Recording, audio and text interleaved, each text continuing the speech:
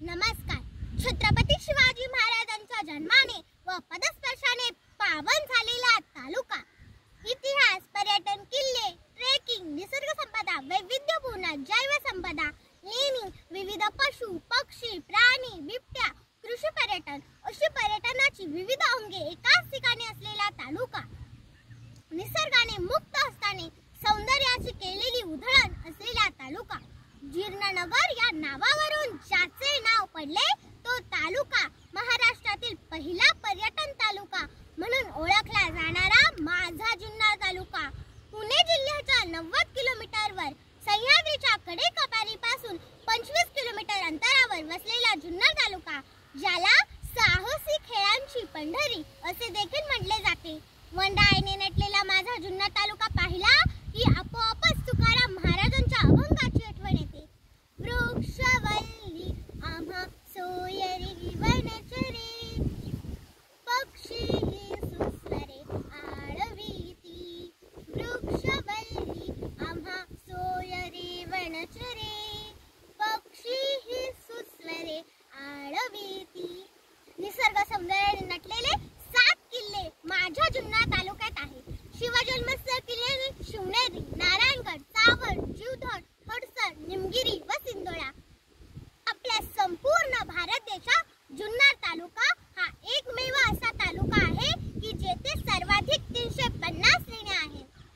वक्रतुंड महाकाय सूर्यकोटी समप्रभ निर्विघ्नं कुर्मे देव सर्वकार्येषु सर्वदा.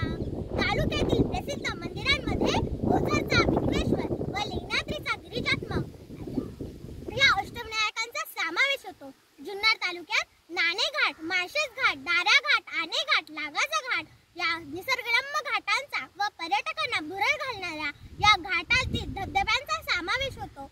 मीना, कुकडी, पुष्पावती, काळू, मांडवी या 5 प्रसिद्ध नद्या व एडगाव, माणिकडोह, वडस, पिंपळगाव, चिल्लेवाडी ही 5 प्रसिद्ध धरणे तालुक्यात आहेत.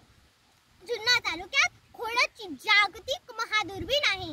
गिर्यारोहकांना नेहमीच आव्हान देणारा 3000 फूट खोल कोकणकडा व आंबेया गावातील घंटेसारखे वाजणारे दगड ही एक जुन्नर तालुक्याची वेगळी ओळख आहे.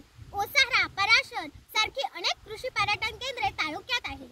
माणिकडोह येथील बिबट निवारा केंद्र प्रसिद्ध असून आणे घाटातील व हटकेश्वर डोंगरावरील नैसर्गिक पूल हे नेहमीच पर्यटकांना आकर्षण राहिले आहे. पर्यटन विकासासाठी जे हवंय ते वैभव तालुक्याला नैसर्गिकरित्या खूप लाभले. येथील चालीरीती, रूढी, परंपरा पाहण्या व जोपासणे योग्य आहे.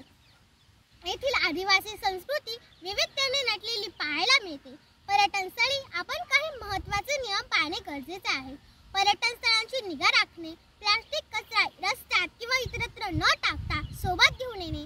आपल्यामुळे पशु, पक्षी, प्राणी, वनस्पती या सर्वांचे हाल होतील असे कोणतेच कृत्य करू नये. पर्यटन